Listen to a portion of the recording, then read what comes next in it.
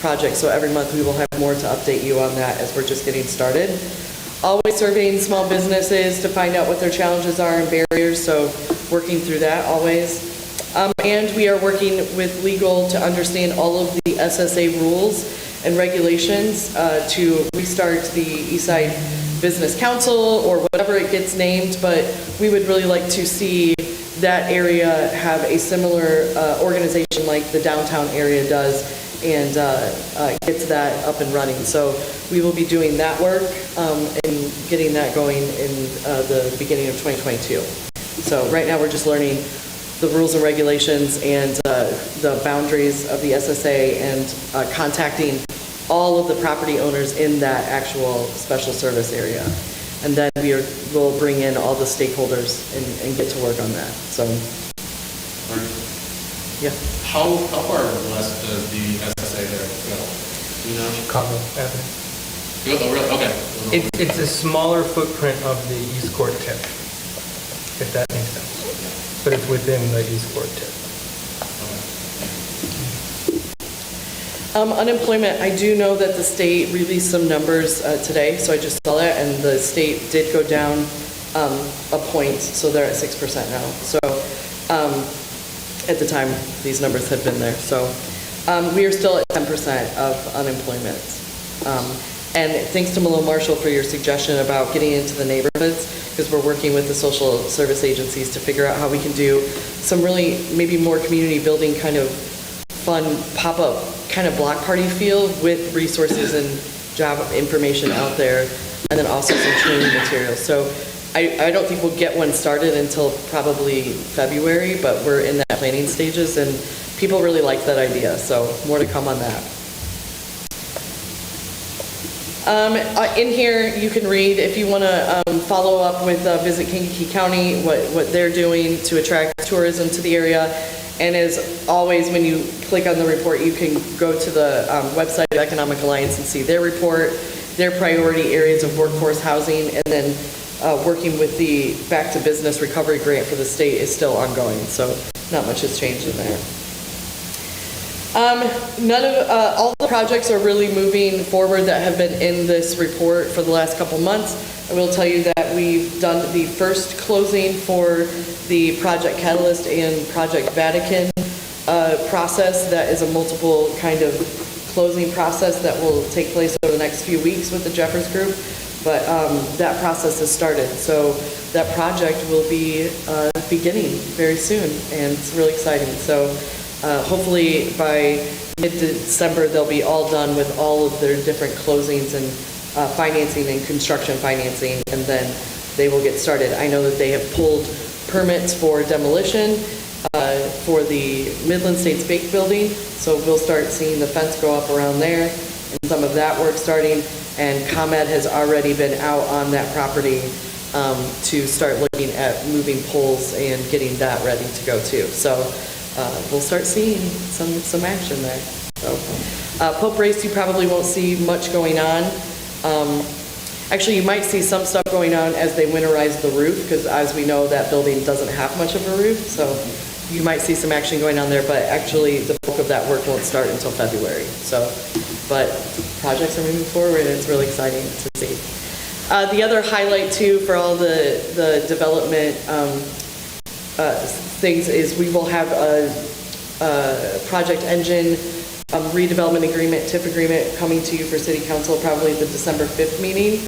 And so we'll prep everybody for that. And then Doug Baum's redevelopment agreement and TIF agreement will be on the December 15th agenda. I think that that's the timeline that we're on. So we have more projects to bring to you. And then we're still working on PNC's rehabilitation and working with Doug Baum on that, and working with Dustin Coy from Sky Development on some of his properties. So we'll have a lot in the first quarter as well for next year to talk about, so some more things like that. And then of course, I know that we've seen the construction going on South Washington Avenue. I know we've had some calls just from residents asking us what's going on there. The owners are rehabbing that building, that property, and there is a potential agreement with Dollar Tree to take over that space, sign a lease beginning in the spring of 2022. So that's what's going on over there in that space. And those gentlemen are out of Moni? Frankfurt. Frankfurt, yeah. So, but I just wanted to let you guys know, those are kind of like the highlights and the big things that are going on right now. So. Yeah, I don't need to raise my hand in the chair. What, can you say a little bit more about the scope of the bond redevelopment agreement? Is that come to any closer realization? So when we brought the terms to you guys at the Economic Development Committee meeting and voted to move that forward, those are the terms of the redevelopment agreement. So that cap, you probably want to know the cap, and I just never remember the number off the top of my head. That, and it's the full rehab of the building? Yeah, yes, it's the full building, yeah. Thanks for asking. It was 65%, wasn't it? And then Yeah, it's 65% of the increment goes to them, the rest comes to the city. And it's that 4%, and they are doing the self-financing of that. And it's 21 years.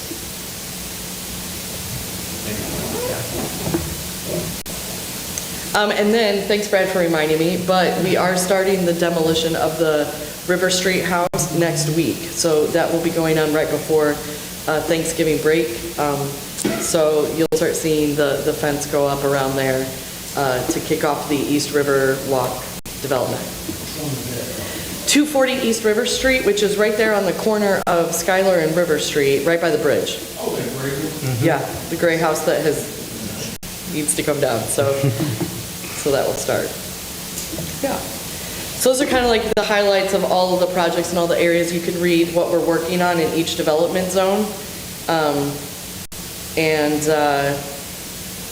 If you have any questions, just let me know, but we have a lot that is moving in every part of the city, so,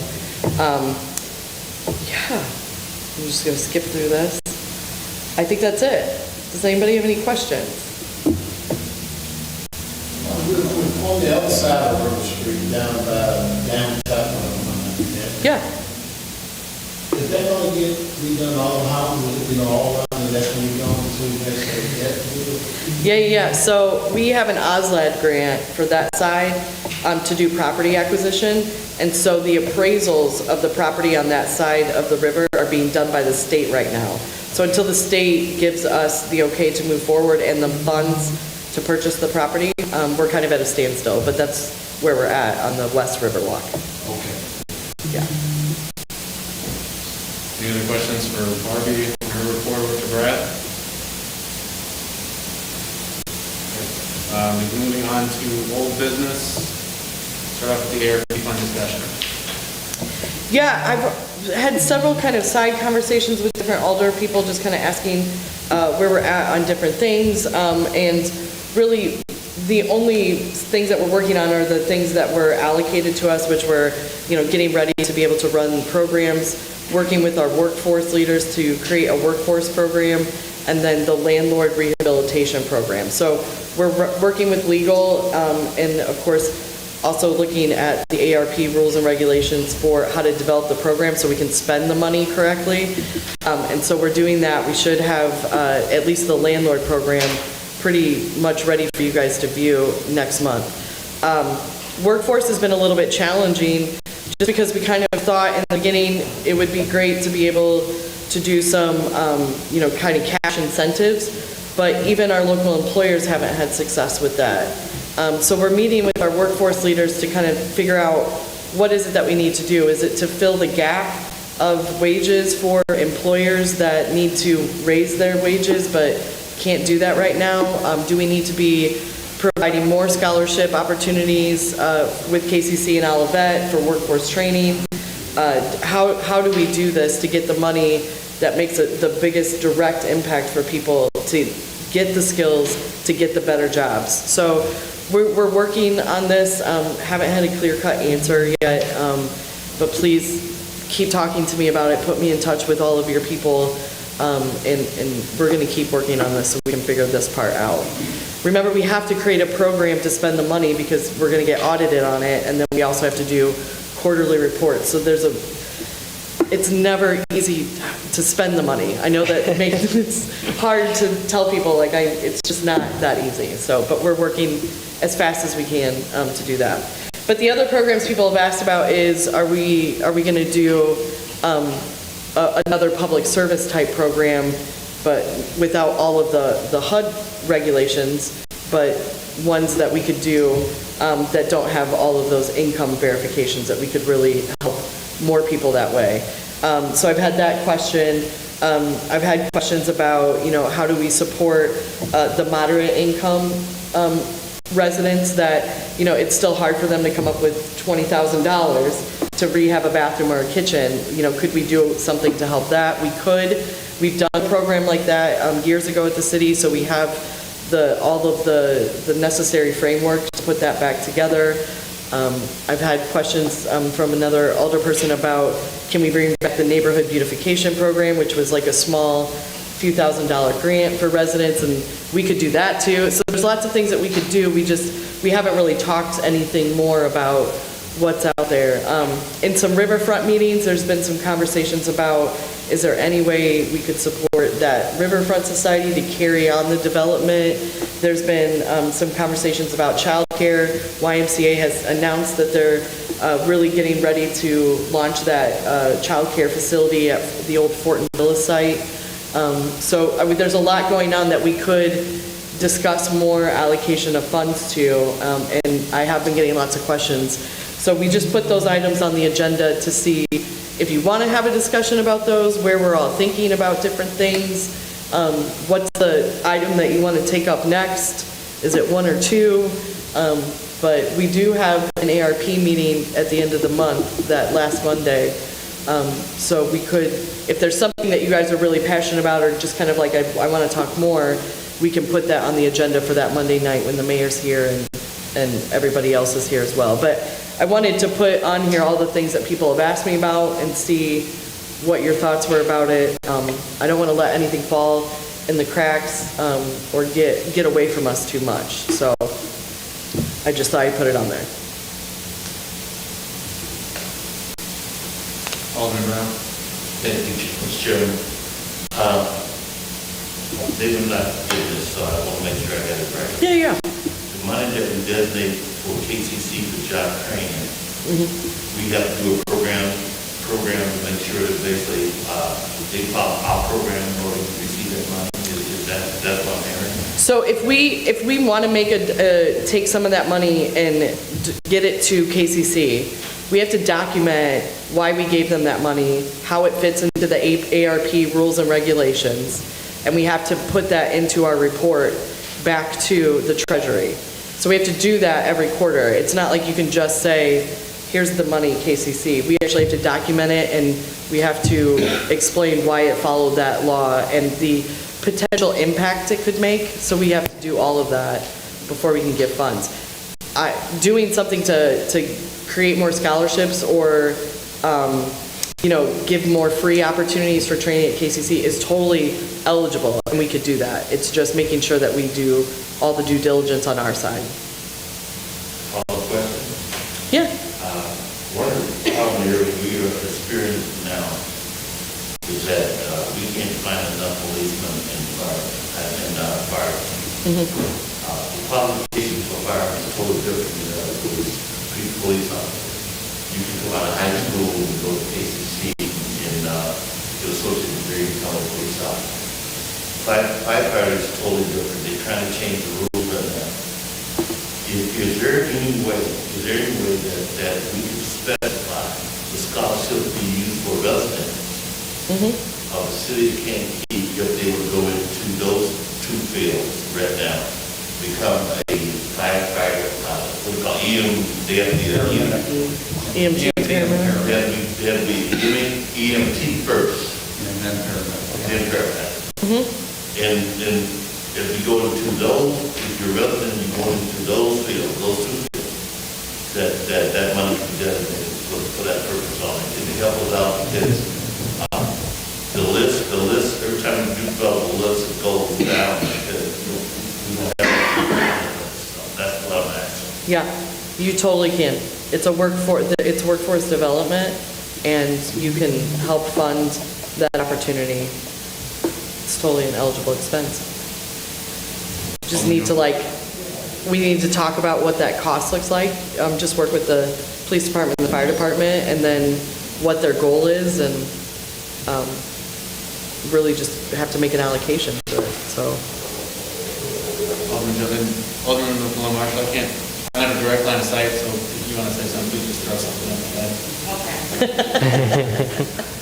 Alderman Joven. Oh, okay. I'm here. Thanks, Vice Chair. Listen, I got a call from Chief LaRoche the other day about what we kind of like talking about. And he's trying to, again, begin the academy or something. But he was talking about that we may be drawn from all areas, let's say 20 people. About 20 people will be in the program and all of that. But I like what Alderman Brown said, because my question is, did Mantino, did they get ARP money too? Yeah. Okay. Through the state. So they have their own ARP money? Yeah, this is where ARP gets a little bit complicated. So the county got funds, the state gets funds, every municipality gets funds. How people get funds is different. So they got funds via the state, whereas we are an entitlement community, so our funds come straight from the federal government into our bank, into our accounts. And then we have to report differently than they do. So Elizabeth has to do a report to Treasury, and then actually this afternoon, confirmed by HUD, that ECDA will have to do a report. We have to put together an annual action plan for ARP starting beginning May of 2022. So for the next 4 years, we will have to do an annual action plan for how we are going to use ARP, and it has to fit the national objectives of being an entitlement community, which is how are we helping 70% of our community that is low to moderate income with housing and quality of life. So we just found this out today. I knew it was coming because I knew when we were reading the law, it kept saying entitlement communities that we would have this work that we would have to do.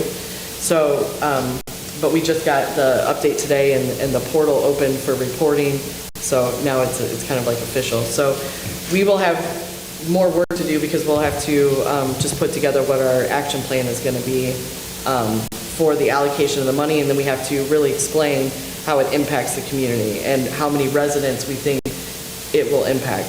So every year we've done an annual action plan, and it's always on our website. You can go read it for what this past year has been.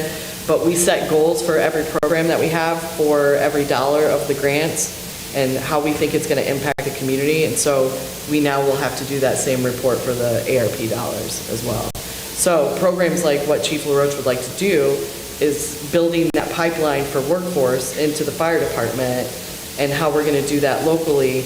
And you can include some regional, we expect that it will impact this.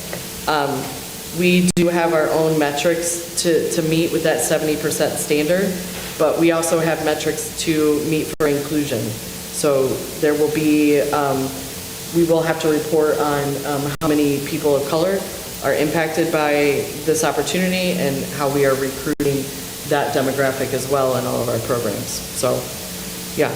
So that program is something that we could talk about. And again, I think it's just a matter of knowing how much do we need to run it, and what's the goal, who are we, trying to recruit, and how many people do we think we can get into employment through that program. So.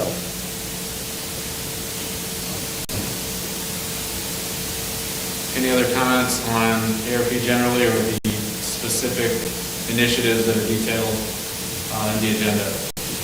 I don't be long with it, I promise I won't come back. But anyway, I'll say this, Chief LaRoche got a good program, I want to explore it. We started off with kids 14 to 18. Those are the people that went to high school and stuff like that. Then part two of it is just 18 to 22. Those are the people that go to ACC, and they need, and possibly they would need money for equipment and classes, and maybe they'd be hired part-time like internship, and that's what we're looking at, and that's a good way to develop your own workforce, if you have that, we control that, and that's why the core program is such a good program for the city. For my piece, in terms of comment on this, I'd like to see all of them being talked about at the ARP meeting that you have listed here. I think you detailed them pretty well in the memo that you sent around, along with expected costs. I do like how the mayor is talking about doing this. He has silos for ideas for basic issues that we want to work on, whether it's sewers, whether it's workforce, whether it's public safety.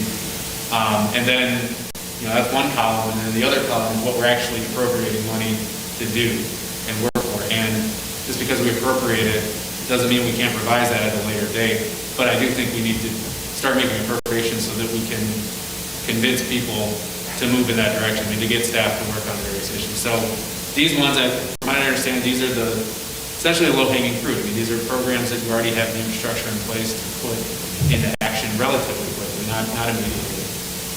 So I'd like to see that.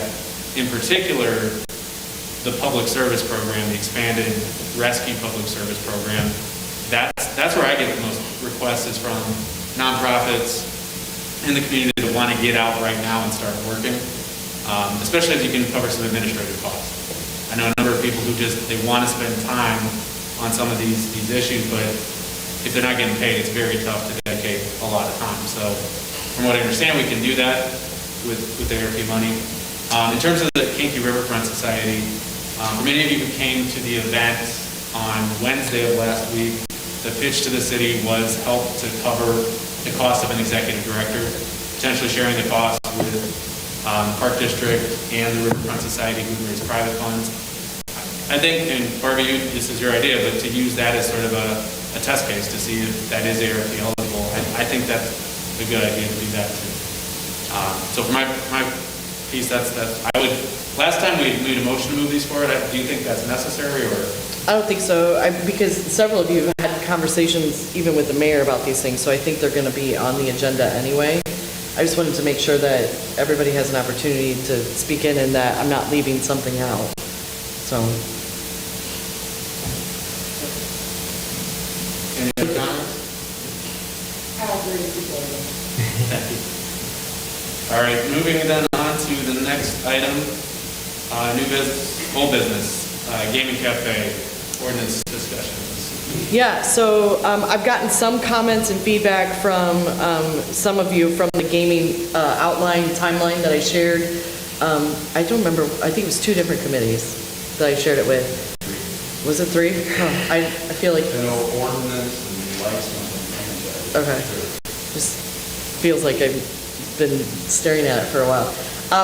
I've gotten some really good comments and feedback to help draft the gaming. I've had 2 meetings with legal to look over it and review it, and then the bulk of you, the majority of the alder people said we'd really like to follow the state ordinance. So I'm just taking all that feedback and working with the legal to redraft the gaming ordinance, including some of that feedback, and then also following state statute, and also formatting it so it follows and reads well with the liquor license, so that people can kind of see, oh, if I'm going to be at this level of gaming, I'm also at that level of liquor ordinance. So we're just doing that so it mirrors and everything looks the same. So it's coming along. Should have something to you in December. I don't think everybody, from what I understand from everybody's schedule, I don't know if everybody will have a chance to weigh in on December, but whatever we present is only meant for you to like tear apart, and then we will re-edit. You know what I'm saying? Like, it's just really there to help provide feedback. Pretty much the first draft. Yeah, that's all it is. Similar comments about, being certain distances away from schools and churches. Everybody's kind of been within, like a couple hundred feet from each other, like everybody's kind of on the same page actually. So I think it'll be okay. But I want to let you know that that's where we're at with that. So if you have more comments, if you want to send me more feedback, please do. Again, I do want to get this kind of off my desk and into your hands so we can be done as soon as possible. Thank you, Chairman. When do you think that first draft will be done? I mean, if it's done sometime here during the holidays, do you think you could send that out to where when we're sitting around having an adult beverage, we can kind of look at it? And gaming at the same time, while you're playing gaming. My goal is to actually have it to you before I leave for the Recon show, so by December 3rd. So that's my goal, is to get it out to you guys by then and be off my desk. So, yeah. Last thing I do want to say about gaming is we have done some research about the social side of it, gambling addiction, studies that have been done. Illinois does not have a lot of information or resources for gambling addiction. So we've been really surprised. I really did think that it was out there, and we don't have providers in our region. You have to go to Chicago for any assistance. So I will send you the one-pager of all of the research and articles that we have been looking at. We've been having to use national studies to kind of try to put it in context with the potential problem with addiction in our own community. And then also, when we give you the draft, we will give you the spreadsheet so you can see all of the businesses that have gaming terminals and what they are bringing in versus what is coming into the city, the state, and then to the business owner, just so you can kind of see the different levels of gaming. So we're working on all of that. So hopefully we'll give you a good picture of what gaming is actually doing in our community. Right now, we don't know if we have a gaming addiction. Yeah, we don't have anybody who's like doing those gambling addiction services. You have to call, usually they just call a national number. It's like the national hotline is what people share in this area as the resource. But we don't actually have like a social service agency that is focused on gambling addiction or even like a side program for addiction, gambling addiction. I don't know, it's just my thought. I think I could get more of an alcoholism problem than a gambling problem here. We've got several liquor stores throughout. There's a lot of people that have gambling problems. Working I have at a financial institution, I can tell you, my institution is small compared to other places, but it's a problem. It's a huge problem, and it's only and it's bad as an alcohol problem. Well, People lose their homes, they lose a lot. So it is a problem, and there should be somewhere local that, I mean, on any gambling thing, there is a disclosure, and you can Call the number. anywhere, you can call the hotline, but it's a problem. I mean, and I'm sorry, the more you have, the bigger the problem. Then why have we allowed so many machines in restaurants and liquor gas stations? Well, it's new to Illinois too, so, Illinois needs to learn, and they need to open up places Yeah. to help people. I mean, you know what I mean? I think it's more of a new to Illinois, and, we have to learn our lessons, and I think. We've also too, the state, when they legalized marijuana, they automatically put into that bill to where they were gonna have drug rehab places to help people and all this. They did none of that for gaming. And gaming should be right there at the top of the list with them, because addicted gambler is 10 times worse than an alcoholic or a drug addict. Alcoholic's gonna pass out. Drug addict is gonna OD. A gambler is going into bankruptcy. And taking other people with them usually. And they keep, How do we get services for that? I mean, who do we call? Yeah. For real, I mean. Yeah, we in this opening up this can of worms, we've actually kind of started the conversation among some leaders in other social service agencies. So I think a lot of people were surprised that we don't have an area where you can go.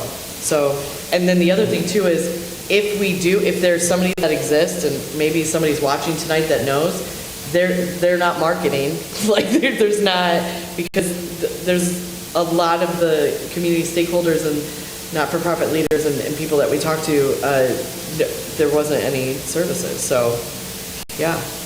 Well, when we were talking about that, I might want to bring up, Ricky Rockets, and they're telling me, Ricky Rockets, they have upwards to 12 to 15, 20 gambling machines. I mean, I'm just going out. Yeah. When we do it, and I guess I can complain then in my ward, but it's scary. When I heard the number, I could have just fell out. So I'm like, are you serious? That they're gonna be able to have so many machines? The numbers of truck stops are through the roof. And if you see the numbers of truck stops that are on an interstate and how many people that are driving in trucks are gambling, it's unbelievable. So, I'm glad you asked that question. So I printed out the October report. I thought this could actually help us kind of move this conversation along a little bit.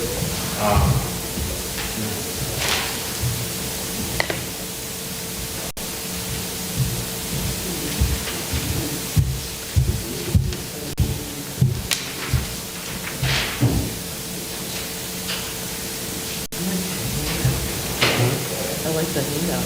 Oh, I checked it. Thanks, Dave. Thank you. I annotated it. Yeah, thank you. Highlighted. So, the main reason I wanted to do this is kind of something that Alderman Lewis mentioned a minute ago.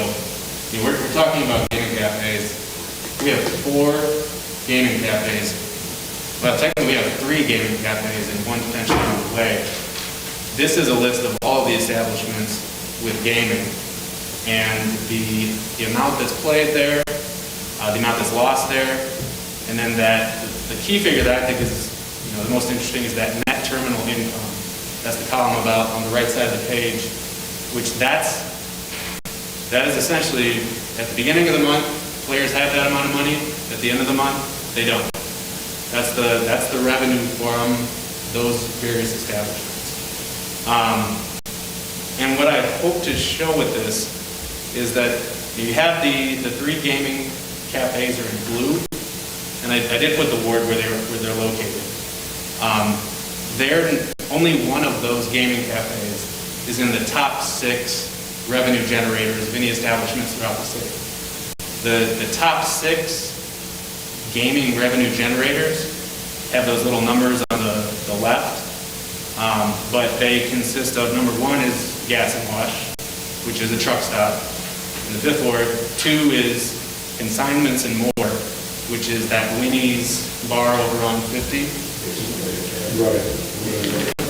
Number 3 is another truck stop, Speedway, in the 4th ward. 4 is the sole gaming cafe that kind of falls within that. That's Shelby's in Meadowview. 5 is the Love Truck Stop, down again at 308. And then 6 is North Hobby Inc., which is Slim's Poorhouse, which is technically Kankakee, but also in the 7th ward. So, you know, it just shows you, if we're going to talk about this issue, we can't just talk about gaming cafes. We've got to talk about really all of these various things together, especially because we are going to have a significant increase with Ricky Rockets. Another fact about this too is, if you look at Consignments and More, or probably North Hobby Inc., so that's Slim's and Winnie's, those are both in the 7th ward.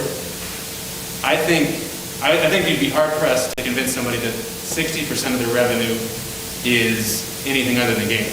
So the state definition for a gaming cafe is if the revenue for that establishment is 60% or more from gaming. And I don't know, and I don't have that information. This is one thing I think would be very helpful, is what the revenue is for those locations, so we can figure out if Consignments and More, Winnie's, or if Slim's falls under the state definition for a gaming cafe. Then we know, I think, a little bit more about, I don't think it makes sense to call one thing a gaming cafe just because, but not another one if they were making that much more money off of gaming revenue. There's got to be an equal standard, and it sounds like people are on board with that 60% standard as a definition for what a gaming cafe is, potentially. So maybe that way might be a way to think about these and talk about them. The other one I just want to point out, if you go to the second page and you look at the total for net terminal income, so we have 41 establishments that have gaming, 224 machines, and the net terminal income for the entire city, so what was in the pockets at the beginning of the month, what's not in the pockets at the end of the month, is $1.22 million. So that's 1 month that's coming out of pocket. And look at the municipality share too. 31 days. And that is not the highest for the month of 2021. In March of 2021, that number, the net terminal income was 1.479 million. Almost 1.5 million came out of pockets. And there are plenty of other months that are similar to that. So I just thought that would help to kind of put this out there. I thought this was an interesting piece of information so we can try to look at this holistically.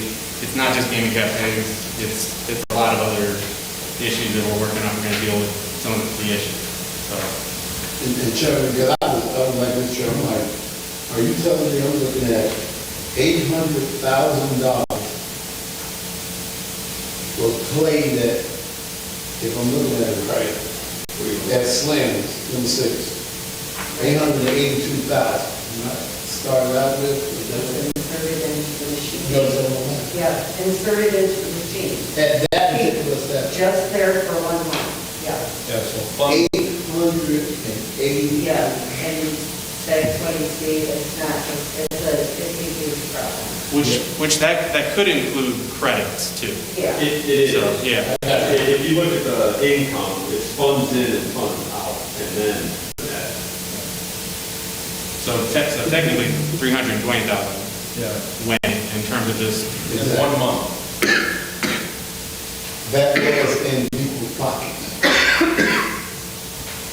Yeah, out of people's pockets. Right. It was put in 320,000. Yeah, I can't say, just on speaking on spending, how people spend their money.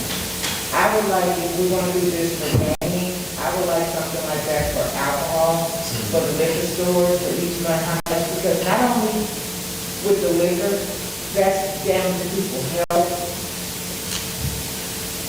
create hospital bills, all these different types of negative issues. Whereas if they put money in this machine, and I heard anybody else drunk, beat up their spouses, and they get to fight, bar fight, you just had murder in a bar. You know, and this is attributed to alcohol. So I would just like the same type of numbers that we're gonna do an evaluation as far as deciding how games people spending money. I would like to see how alcohol, people that indulge in alcohol spend their money as well. Because we have a lot of liquor stores too, and bars. Thank you, Chairman. There have been some of our municipalities around us that have done that to liquor stores, to where they don't allow any more liquor stores or license that are already But out. we're not doing that. So that's what I'm just saying. We're going to be one of us, you know, Yeah, let's that's not something, pick yeah. one and not the other. And so- We have a limited amount of liquor license, don't we, or did that go to the wind? That went to the window 2 years ago.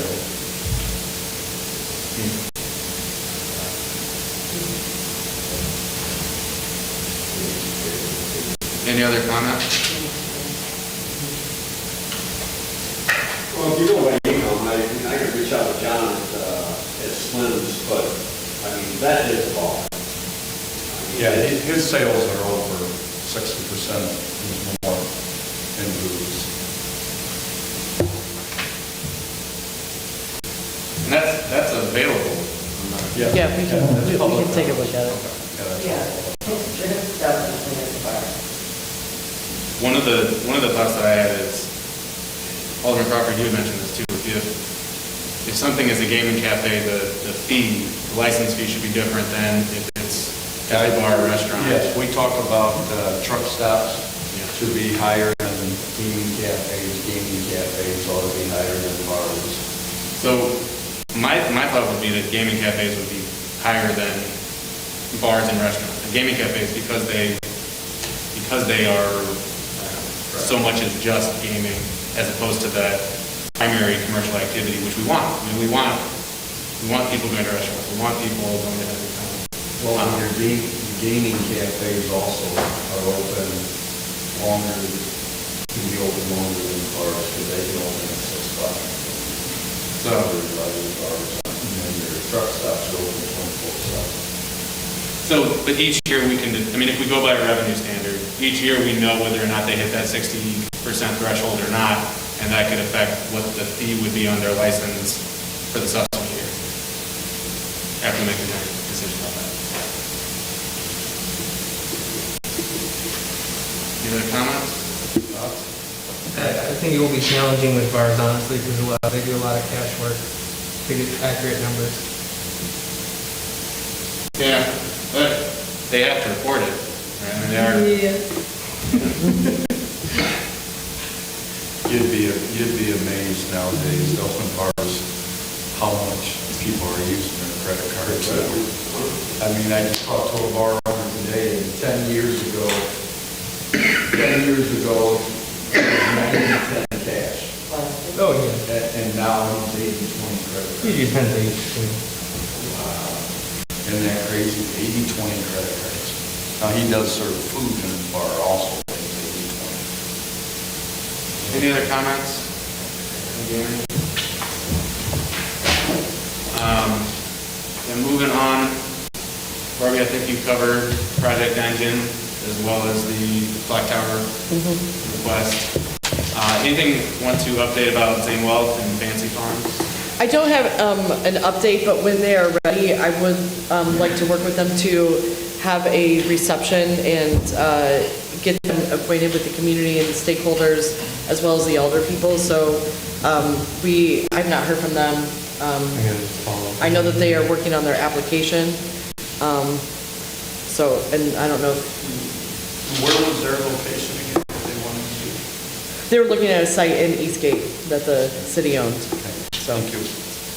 And I'll give you just a little background on them. I hope that you do get a chance to take a look at their profiles. The president is the person that I knew in college.